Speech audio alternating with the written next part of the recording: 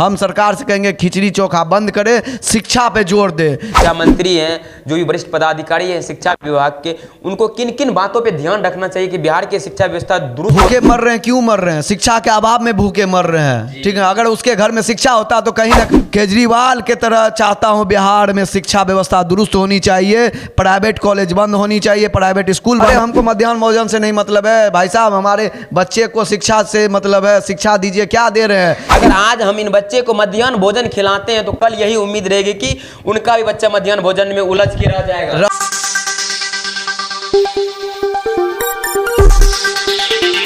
हमारे साथ उप मुख्य पार्षद नगर परिषद उदाकृष्ण मधेपुरा के जॉनसन जी है, तो इनसे हम जानेंगे कि बिहार की शिक्षा व्यवस्था में काफ़ी अच्छे स्टूडेंट परफॉर्मेंस कर रहे हैं। जहाँ की सरकारी कॉलेज में 800 से 850 फी लगता है फॉर्म भरने का, वही प्राइवेट कॉलेज में बहुत ज़्यादा 2400 2500, मतलब उसके 2 गुना 3 गुना।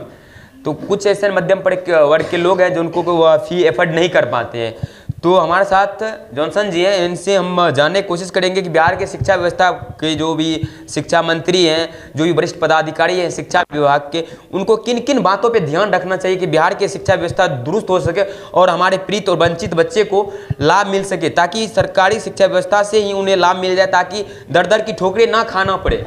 सबसे पहले तो मैं बिहार के माननीय मुख्यमंत्री महोदय से कहूँगा कि मुझे नहीं चाहिए खिचड़ी चोखा, ठीक ना, मुझे खिचड़ी चोखा नहीं चाहिए, बिहार वासियों को खिचड़ी चोखा नहीं चाहिए। मध्याह्न भोजन में जो लूट घसोट होता है ये आप लोग को क्या पूरा बिहार वासी को पता है क्या लूट घसोट होता है। लेकिन हम लोग को जीवन में एक बार जीवन मिलता है, तो जीवन में शिक्षा चाहिए, खिचड़ी चोखा नहीं चाहिए। हम सरकार से कहेंगे खिचड़ी चोखा बंद करे, शिक्षा पे जोर दे। खिचड़ी चोखा से राजनीतिक और जीवन नहीं चलने वाला है। जी, आपने तो सही कहा, खिचड़ी चोखा बंद होना चाहिए। यहाँ तक हम भी मानते हैं कि सही होना चाहिए। खिचड़ी चोखा बंद होगा तो हमारे बच्चे का जो शिक्षा व्यवस्था दुरुस्त हो सकता है, और हमारे खिचड़ी व्यवस्था को छोड़कर अगर उनके शिक्षा व्यवस्था पे ध्यान दिया जाए, उन बच्चे को मार्गदर्शन मिल जाए, तो आज हमारे बिहार 1 नंबर पे जाएगा, जिस तरह की मेहनती है।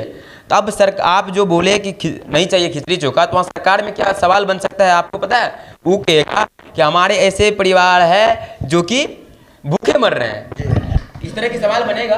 जी, भूखे मर रहे हैं, क्यों मर रहे हैं? शिक्षा के अभाव में भूखे मर रहे हैं, ठीक है। अगर उसके घर में शिक्षा होता तो कहीं ना कहीं जाके वो अपने परिवार का भरण पोषण कर सकते हैं। और तब तक भूखे मरेंगे जब तक हमें शिक्षा नहीं रहेगी, तब तक हम भूखे जरूर मरेंगे, और जब शिक्षा रहेगी तो भूखे कभी नहीं मरेंगे। तो हमको लगता है जहाँ तक शिक्षा व्यवस्था को जो है ना राजनीतिक में इंक्लूड कर लिया गया है। जी बिल्कुल, क्योंकि उसका इस्तेमाल जब भी है कि शिक्षा व्यवस्था का इस्तेमाल तब करता है राजनेता जबकि इलेक्शन आता है, उसमें घिसोटते रहता है।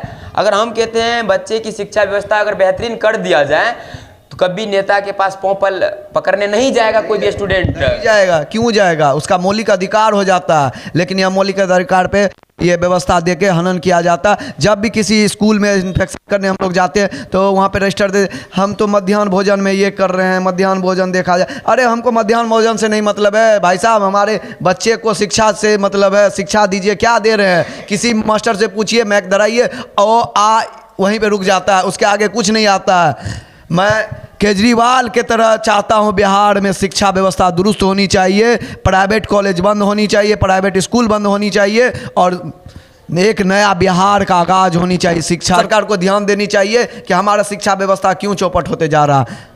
जी, अगर अभी शिक्षा व्यवस्था को कम जैसे होता है कि मतलब खिचड़ी पे ज़्यादा तो आप किसी भी स्कूल कॉलेज इन्फेक्शन करने जाइएगा तो सबसे पहले वो मध्याह्न भोजन का बात होता है।